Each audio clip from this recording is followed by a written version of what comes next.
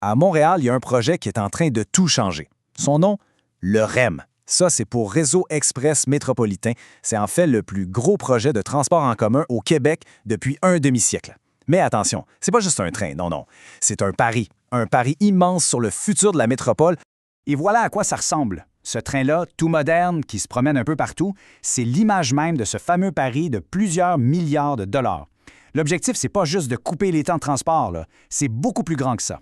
Ça vise carrément à changer la façon dont les gens de la région vont vivre, travailler et, bouger pour les années, même les décennies à venir. OK, donc c'est quoi la promesse derrière ce méga projet? Pourquoi est-ce qu'on a senti le besoin de se lancer dans quelque chose d'aussi gigantesque? On va voir que ce n'était plus vraiment une option, mais carrément une nécessité. Alors, la question se pose pour vrai. Pourquoi mettre autant d'argent et d'efforts là-dedans? C'était quoi le problème de fond? Qu'est-ce qui n'allait pas au point où il fallait une solution aussi radicale pour espérer s'en sortir? Mais la réponse, en fait, elle est dans une image que pas mal de monde connaissent par cœur. Pensez-y. Des autoroutes complètement bouchées, des banlieues qui n'en finissent plus de s'étirer, puis une dépendance quasi maladive à l'auto. C'est simple, le Grand Montréal était en train d'étouffer. Il fallait pas juste une petite réparation, un plaster, comme on dit, il fallait une vraie révolution. Et cette révolution, justement, elle a un nom, le REM. Alors, regardons un peu l'ampleur de la machine qui a été mise en place pour s'attaquer à ces gros défis. Bon, premier chiffre à retenir, 67. 67 km. C'est la distance que couvre ce nouveau réseau de trains légers et il est 100% automatisé.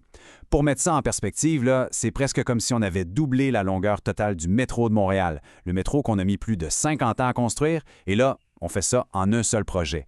C'est juste monumental. Ensuite, pour desservir tout ce nouveau trajet, on parle de 26 stations. 26! Mais ce ne sont pas juste des arrêts de train, là. Il faut voir ça comme des nouvelles portes d'accès directes au centre-ville. Pour des communautés entières, que ce soit sur la rive sud, dans l'ouest de l'île ou sur la rive nord. Des coins qui, franchement, n'étaient pas super bien servis avant. Mais évidemment, il faut parler d'argent. Le coût total, on frôle les 8 milliards de dollars. Oui, 8 milliards. C'est pas mal plus que ce qui était prévu au début. Et c'est là qu'on comprend vraiment pourquoi on parle d'un pari. C'est un investissement absolument massif. Les risques financiers sont aussi énormes que les promesses de changement. OK, maintenant, parlons du premier gros impact qu'on a vu, une espèce d'onde de choc, l'effet du RMM sur l'immobilier. Et c'est assez spectaculaire. Pour bien comprendre ce qui s'est passé, il y a un concept clé à connaître. On appelle ça le développement axé sur le transport en commun, ou DATC. L'idée, au fond, est toute simple, mais elle est vraiment puissante. On construit des quartiers denses, vivants, juste à côté des stations. Des endroits où on peut habiter, travailler, sortir, bref, tout faire sans jamais avoir à toucher à son auto. Regardons un exemple super concret pour illustrer ça. À Brossard, sur la rive sud, juste à côté du fameux quartier 1030, il y avait un grand terrain. Avant qu'on commence à parler sérieusement du REM, ce terrain valait 7,5 millions de dollars. OK? Gardez ce chiffre en tête. Maintenant, on fait un bond en avant. Le projet du REM se confirme, la construction commence et là, c'est la folie, un boom de développement. Aujourd'hui, ce même terrain, sa valeur est estimée à 1 milliard de dollars. C'est pas une faute de frappe. De 7,5 millions à 1 milliard. C'est probablement l'exemple le plus fou de l'effet multiplicateur d'un projet de transport comme celui-là. Et cette histoire-là, elle n'est pas unique. Le même phénomène se produit un peu partout le long du parcours du REM, que l'on regarde à Sunnybrook, dans l'ouest de l'île, ou à l'île des Sœurs, qui est beaucoup plus proche du centre. Les prix des maisons, des condos, tout ça reflète une nouvelle réalité. Vivre près d'une station REM, c'est devenu un gros plus. Et ça se voit directement sur le prix de vente. Bon, l'immobilier, c'est une chose. Mais le but premier du REM, sa vraie mission, c'était pas de faire monter le prix des maisons, c'était de changer la vie de tous les jours des milliers de personnes qui font la navette matin et soir. L'exemple le plus clair, c'est encore le trajet Brossard vers le centre-ville. Avant, dans le trafic du matin, c'était facilement 35 minutes, et souvent plus. Un cauchemar. Aujourd'hui, avec le REM, 19 minutes, tout le temps. C'est pas juste du temps de gagner, là, c'est du temps de vie qu'on redonne aux gens. C'est moins de stress, tous les jours. Et on le voit dans les chiffres de satisfaction. Les usagers, ils sont contents. Le taux de satisfaction était déjà haut et il continue de monter. On s'approche du 80 %. Ça nous dit que le REM répond à un vrai besoin.